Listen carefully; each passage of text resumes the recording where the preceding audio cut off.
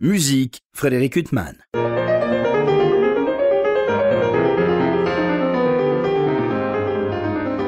Bonjour Frédéric Huttman au micro, j'ai le plaisir de vous retrouver pour un nouvel entretien. Aujourd'hui j'ai l'immense plaisir de recevoir par téléphone la violoniste Déborah Nemtanou. Bonjour. Bonjour. Alors je vous reçois pour évoquer plusieurs choses, bien sûr votre itinéraire au sein de l'Orchestre de Chambre de Paris et puis surtout un concert que vous allez donner en compagnie de cet ensemble et de l'altiste Jocelyne Jensen, la symphonie concertante de Mozart, donc, qui est pour moi le plus grand chef-d'œuvre de Mozart pour violon et orchestre, enfin la violon et alto et orchestre. C'est une œuvre que vous avez beaucoup jouée déjà, Déborah ? Que j'ai régulièrement joué, et je suis d'accord avec vous, c'est un bijou de la musique de Mozart et de la musique en général. Je l'ai joué peut-être la première fois étant étudiante avec un ami au conservatoire, et puis je dirais régulièrement, peut-être, je sais pas, j'ai pas compté. Donc, là, c'est un concert qui donne beaucoup envie, c'est-à-dire non seulement vous, Jocelyne Jensen, le duo que vous formerez, et puis votre orchestre sera dirigé par un chef qu'on est plus habitué à entendre diriger la musique contemporaine, puisqu'il était à la tête de l'ensemble intercontemporain, c'est Matthias Pincher. C'est un chef avec lequel vous avez déjà joué ? Alors non, j'ai pas travaillé avec lui. Il est venu l'année précédente diriger l'orchestre et j'étais pas programmée sur cette série, mais je sais que mes collègues avaient été ravis de ce travail et de ce concert avec lui et ravis qu'il ait été reprogrammé dans un concert et aussi dans un répertoire différent, c'est-à-dire comme vous disiez, Mozart, et puis il y a aussi l'héroïque, la troisième symphonie de Beethoven, et Masque et Bergamasque de Fauré. Donc c'est vrai que c'est un répertoire dans lequel peut-être on l'attend moins, mais néanmoins je pense que ça va être magnifique. Oui, on est toujours en général passionné quand on entend des chefs qu'on est plus habitué à écouter dans le répertoire contemporain jouer justement des répertoires classiques, romantiques. Alors ça commence ce concert par Masque et Bergamasque de Fauré, peut-être en prélude au centenaire de Fauré qu'on va célébrer l'année prochaine, un des chefs-d'œuvre de Fauré pour orchestre. Là, vous serez dans l'orchestre, Déborah, ou alors vous attendez d'arriver pour la symphonie concertante, pour cette ouverture? Je suis exemptée. D'accord. De jouer la pièce avant un concerto, c'est ce qui se pratique en général quand un soliste de l'orchestre prend les rangs de soliste instrumental à part entière. C'est franchement indispensable parce que en fait, ce qu'il y a de plus difficile, c'est de changer de mode et de se mettre juste avant de jouer un concerto dans le son de l'orchestre et de devoir en sortir. Et voilà, il faut rester dans sa concentration de soliste, un peu exceptionnellement comme ça, et préparer le son, se chauffer lentement avec Jocelyne, faire une gamme, voilà, être dans la tonalité mi bémol majeur de la concertante, c'est assez vital juste avant. Et puis après, par contre, on rejoint les rangs de l'orchestre avec l'héroïque de Beethoven. Alors l'héroïque de Beethoven, c'est la première grande symphonie de Beethoven. Enfin, il avait composé 2 chefs-d'œuvre auparavant, qui sont un peu dans la lignée de Haydn, bien que portant la marque forte, bien sûr, de Beethoven. C'est une œuvre qu'on est habitué à entendre parfois avec des grands orchestres symphoniques, et c'est toujours passionnant de l'entendre par une formation plus chambriste comme la vôtre. Ça aussi, c'est une œuvre justement qu'on est très heureux d'écouter par un orchestre de chambre, parce que souvent on entend une version massive et là je pense qu'on va avoir un éclairage passionnant de cette œuvre. Je me souviens, alors je ne sais pas si vous étiez déjà dans l'orchestre, il y avait eu une intégrale des symphonies de Beethoven oui, dirigée par John Nelson. Je suis arrivée à peu près à ce moment-là, quand j'ai fait ma première série d'enregistrements avec ce qui était à l'époque l'ensemble orchestral de Paris sous John Nelson, c'est lui qui m'a recruté en son temps. Moi, j'ai commencé mon travail de violon solo en enregistrant 1, 2, 3, 4, 5 de Beethoven, les 5 premières symphonies. Et je dois dire que c'était plus que formateur et inspirant pour commencer un métier.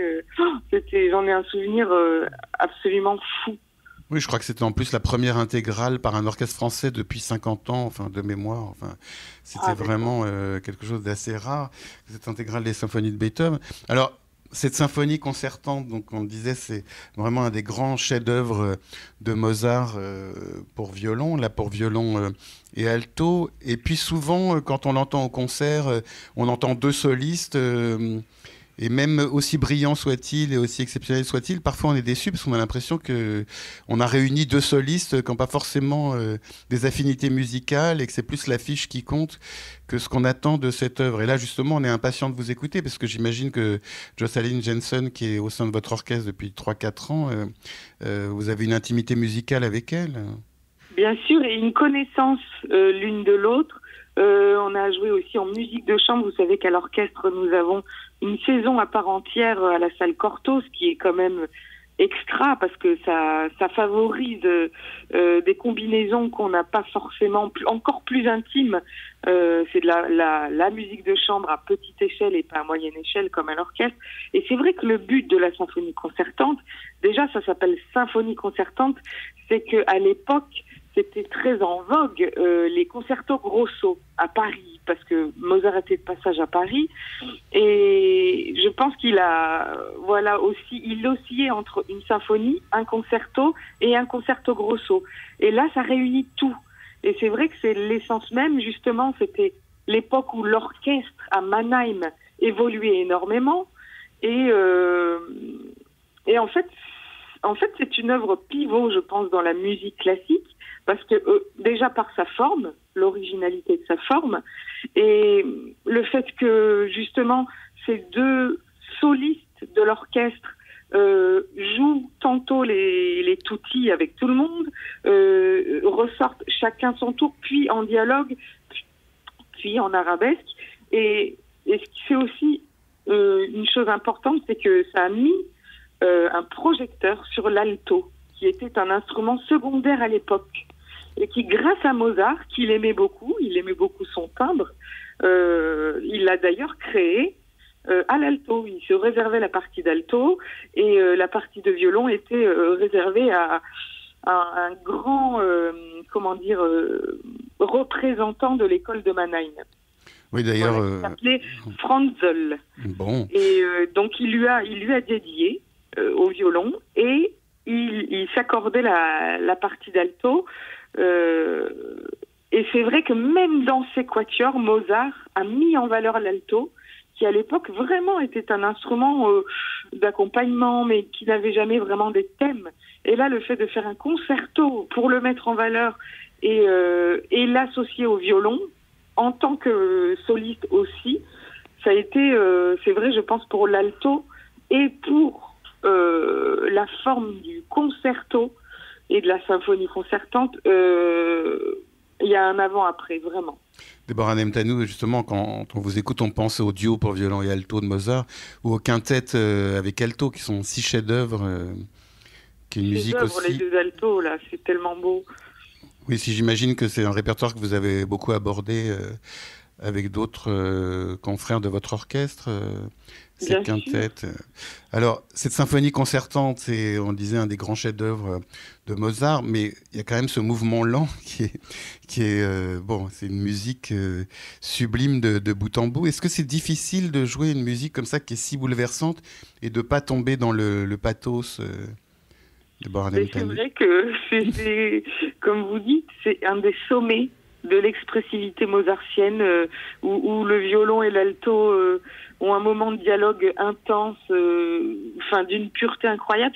En fait, c'est pas difficile parce que c'est trop beau. Bien sûr, c'est hyper difficile, mais je sais pas comment dire.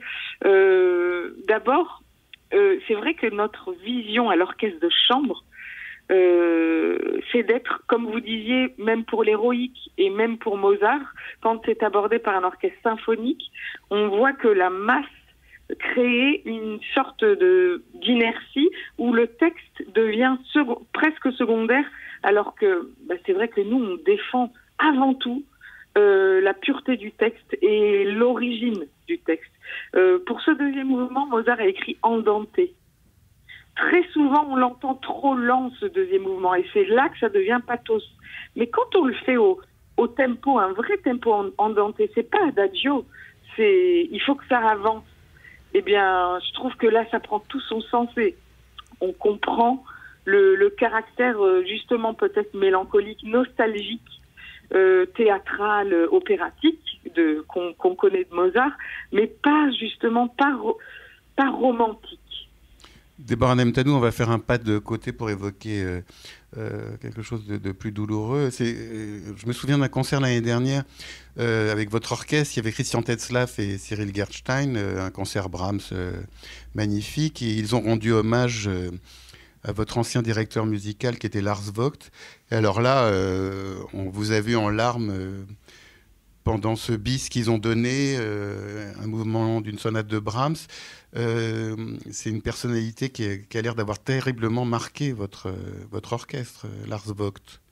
Énormément. C'est vrai que c'était une rencontre très forte et très importante, un tournant dans l'histoire de notre orchestre. En tant que musicien, grand musicien, très inspirant, et en tant qu'humain. Et c'est vrai qu'avoir la totalité d'une personne et vivre effectivement la maladie avec lui, donc son combat, nous a tous rapprochés, nous a fait vivre des instants sur le fil, en fait, dans l'émotion permanente et de profiter justement une leçon collective et individuelle de profiter de l'instant permanent, de profiter de la chance qu'on a de faire ce métier, de profiter de la musique, de continuer à vivre de cette passion qui est infinie. Pour avoir écouté votre orchestre récemment à de nombreuses reprises, dans tous les répertoires, que ce soit des répertoires romantiques classiques comme on va pouvoir écouter le 23 novembre, ou même un répertoire très français, notamment sous la direction d'Hervé Niquet, sous l'égide du Palazzetto Bruzane, ou à l'Opéra Comique, ou dans d'autres lieux, on a l'impression que votre orchestre, il est vraiment dans une période, une sorte d'âge d'or. Enfin, vraiment, j'ai vraiment entendu sonner comme peu auparavant. On a l'impression que c'est une période où votre orchestre, justement, semble avoir un vrai bonheur de jouer. Déborah. Alors, c'est vrai que c'est aussi les conséquences de la question précédente, c'est que l'art nous a insufflé quelque chose de rare, et c'est aussi le fait que nous ayons énormément recruté ces dernières années, parce que l'orchestre, vous savez, avait été créé par Jean-Pierre Vallès il y a un peu plus de 40 ans, et tous les musiciens qui étaient de la même génération à la création ont quitté l'orchestre, sont partis à la retraite quasiment au même moment. Donc il y a eu un flux de recrutement à ce moment-là qui a c'est vrai, rafraîchi d'un coup certains pupitres, notamment le pupitre d'alto ou de violon, qui est maintenant, on a encore 3 places de violon. Enfin, c'est vrai que l'orchestre est très vivant, et je pense que ça s'entend, c'est ce que vous dites. On est dans une période d'envie extrême, et l'orchestre est très sain et a une démarche entre musiciens. On a une très bonne relation, et comment dire, la bienveillance et le climat humain de travail compte énormément pour nous, et ce qui fait que voilà, c'est un rapport sain entre collègues. On se dit les choses, on fait des réunions entre musiciens, on laisse pas des choses négatives s'installer. On parle. Et ça, je trouve que c'est assez rare. Et je profite de ce climat de travail beaucoup.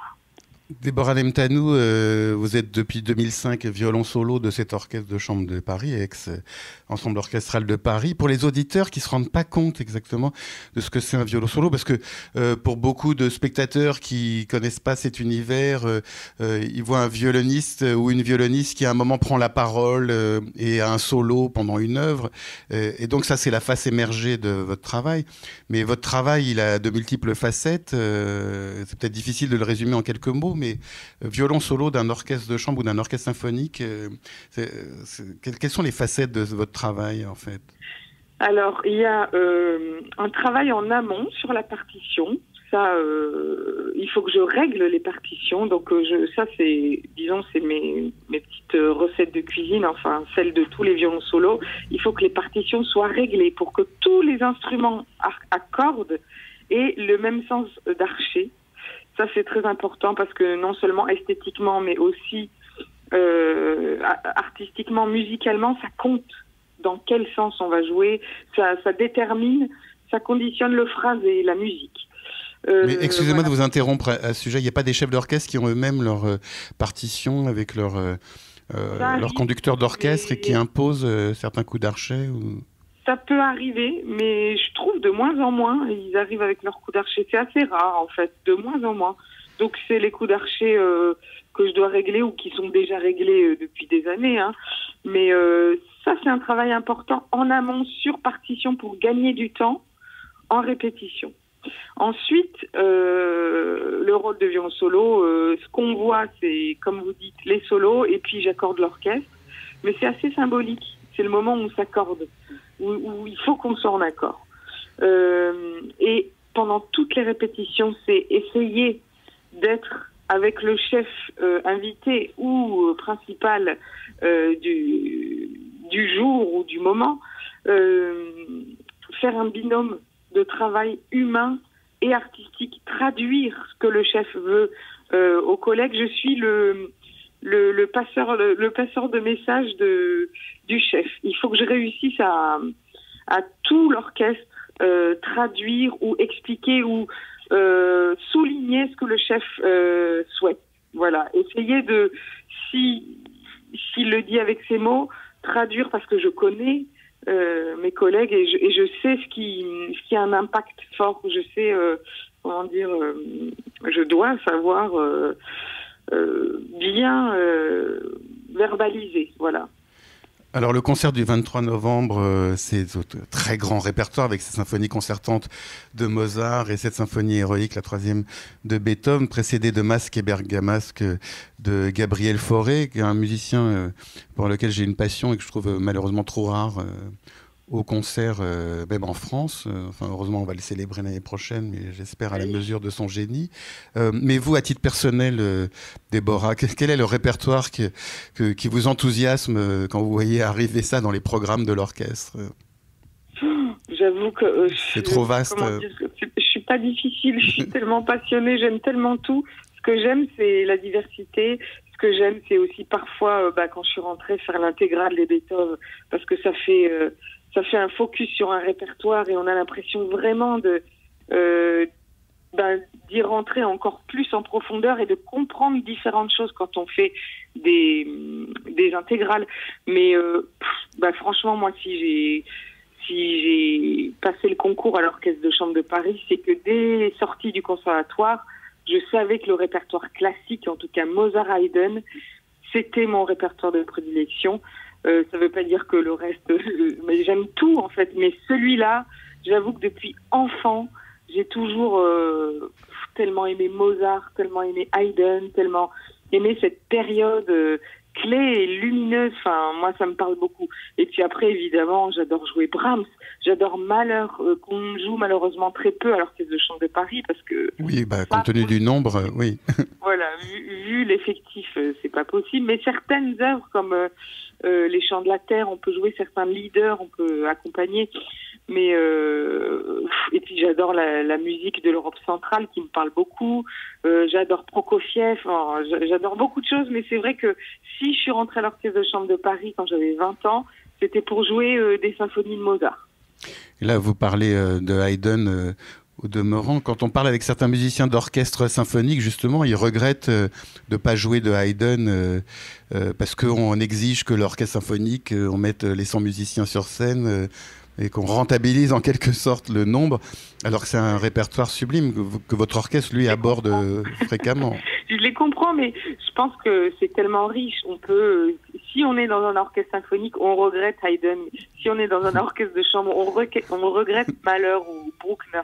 C'est toujours comme ça, mais je pense qu'on peut toujours, par exemple, Haydn a écrit tellement des quatuors sublimes que si on est dans un symphonique, on fait du quatuor et on apprécie Haydn à sa valeur à sa juste valeur. Déborah Nemtanou, la dernière fois que j'avais eu le plaisir de vous recevoir, c'était à propos d'un disque Saint-Saëns Forêt avec Thomas Zeitmeyer, qui est aussi un musicien que votre orchestre a beaucoup accueilli et Oui. continue à accueillir. Là, vous êtes en train d'enregistrer, je ne sais pas si vous venez de terminer ou si vous êtes toujours dans l'enregistrement, un programme consacré à des musiques d'Europe centrale.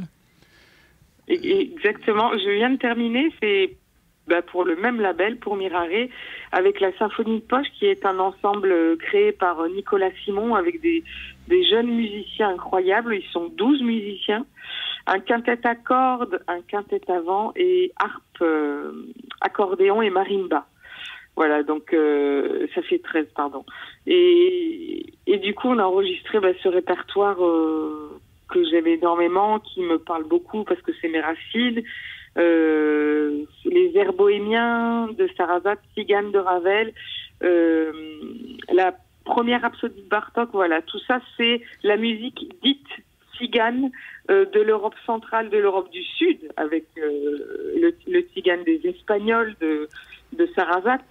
Ça me parle beaucoup parce que c'est une musique très intense, avec des émotions très contrastées, que j'aime beaucoup. La danse, toujours la danse en fil conducteur, et le folklore. En fait, par exemple, le début de Tzigane, c'est une cadence un peu improvisée. Elle est écrite, mais improvisée. Et ce que j'aime dans la musique tzigane folklorique de l'Europe centrale, c'est ce côté improvisé, la liberté, l'histoire qu'elle raconte. Et c'est vrai qu'avoir enregistré ça avec la Symphonie de Poche, c'était dans mon parcours, c'est vrai, un passage obligé. J'avais envie de le vivre vraiment, de faire ce disque qui est très personnel, c'est vrai. Et donc, Déborah Nemtanou, vous évoquez donc implicitement la figure de vos parents qui sont nés en Roumanie. Et quand on pense à Roumanie et violon, bien sûr, on pense à Georges Enescu. C'était un musicien mythique dans la famille? En fait, dans la famille, on ne parlait pas beaucoup de musique, on en écoutait.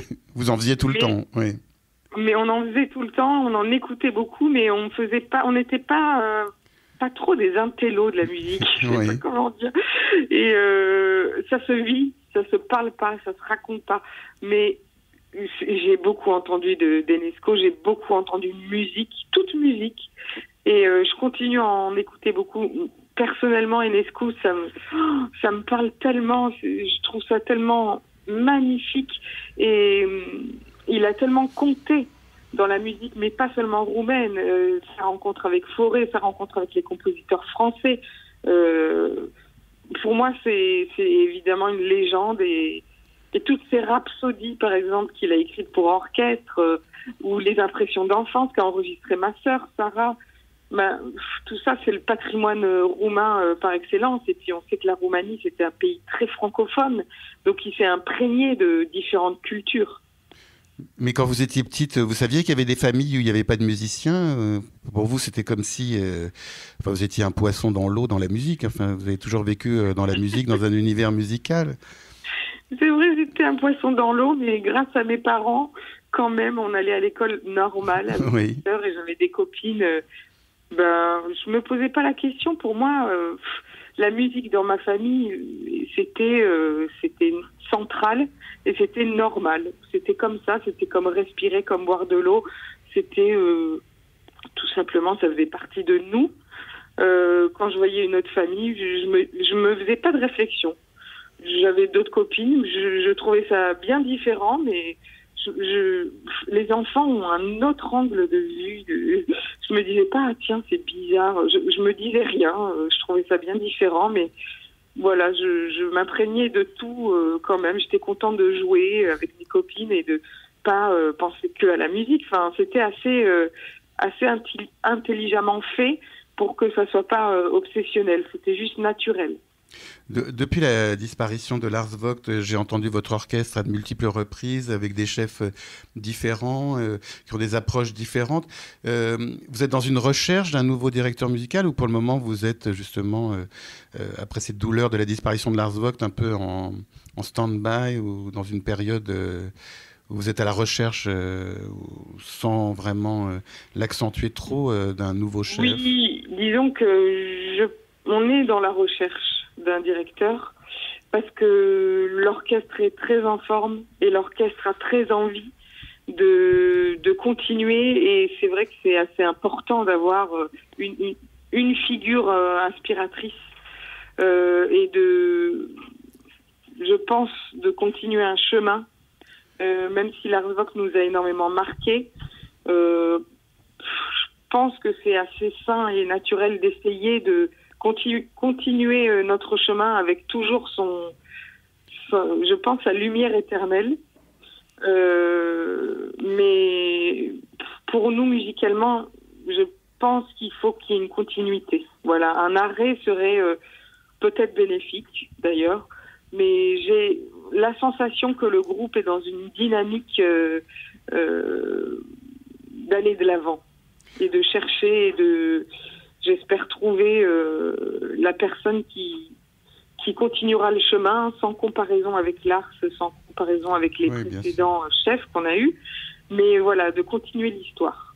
Le 23 novembre, donc au Théâtre des Champs-Élysées, c'est ce concert au programme si magnifique, Fauré, Mozart et Beethoven, sous la direction de Matthias Pincher. Quand vous allez jouer cette symphonie concertante avec Jocelyn Jensen, l'alto solo de votre orchestre, quand on joue devant l'orchestre dans lequel on est habituellement, on a un rapport très différent. Quand vous jouez avec un autre orchestre dont vous ne connaissez pas forcément les musiciens, là vous vous retrouvez quand même au sein de votre orchestre en soliste. C'est très différent. C'est génial. C'est comment dire, c'est ambivalent parce que c'est à la fois, on joue, on est en famille, et à la fois, même devant la famille, on a envie de faire le mieux possible. On veut pas décevoir. Donc, on veut tout donner et on va tout donner, et on est hyper heureuse, Jocelyn et moi, d'avoir cette belle occasion d'exprimer dans le plus beau des répertoires avec nos collègues chéris, la possibilité de ce concert et de cette concertante. Il y a une pureté dans cette œuvre, une évidence. On parlait du mouvement lent, mais tout est sublime dans cette symphonie concertante.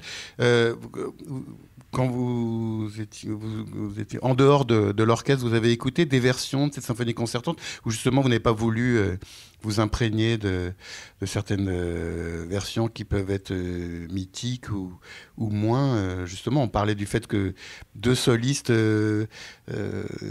brillants, aussi brillants soient-ils, ne donnent pas forcément une version qui soit la plus émouvante de cette œuvre. Vous, il y a eu des disques... Mais en fait... ça dépend dans le cheminement de mon travail. Même pour enregistrer le disque Bartók, avec la symphonie de poche Bartók, Tzigane et les Airs bohémiens et tout ça. Il y a aussi j'ai oublié de vous dire, un compositeur roumain, je ne sais pas si vous connaissez, Ciprian Porumbescu, que j'ai enregistré sur ce disque. Vous me demandiez si... non, à ma grande honte, je ne le connais pas, mais donc j'ai hâte de l'écouter sous vos doigts. Alors, c'est la ballade de Porumbescu, qui est, je pense, par tous les Roumains de toute la Roumanie connue. On connaît très peu en France, mais j'ai voulu enregistrer la ballade de Porumbescu, parce que, vraiment, je crois que c'est une œuvre emblématique de la Roumanie, que tout le monde connaît et qui, je trouve, reflète parfaitement l'âme roumaine. Voilà. Je vous en dis pas plus, je vous laisse découvrir et vous la découvrirez quand le disque sortira aussi, mais il y a plein de versions possibles. Et justement, des œuvres comme ça emblématiques comme la ballade de Porumbescu pour les Roumains ou la Rhapsodie de Bartók ou la symphonie concertante, dans mon travail de préparation d'un concert, il y a une période où je travaille seulement avec la partition et le texte. Et je veux pas, écouter autre chose qui puisse influencer quoi que ce soit. D'abord, je travaille. Purement le texte, la technique, voilà. Et ensuite, une fois que j'ai l'impression que j'ai intégré les notes, les phrasés, je travaille vraiment d'une autre optique, toute seule. Vraiment de décider cérébralement, en regardant, en analysant la partition des parties pris, voilà. Et ensuite, à la fin du processus de travail, j'écoute différentes versions, pas une, deux, trois, quatre, voilà. Et après, quand j'en trouve une que j'adore, je l'écoute un peu plus, mais assez peu, franchement. Je vous dis ça pour Bartók, par exemple.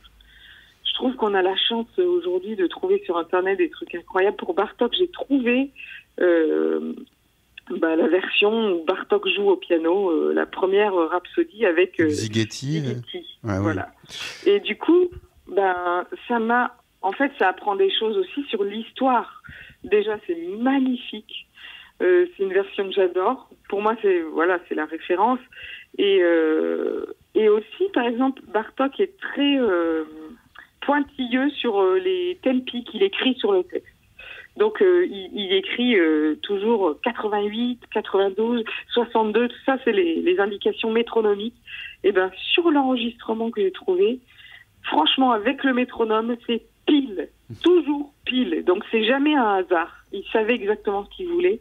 Et ça me conforte dans mon travail, de me dire, je fais toujours au mieux par rapport au texte et je fais toujours grand respect au texte.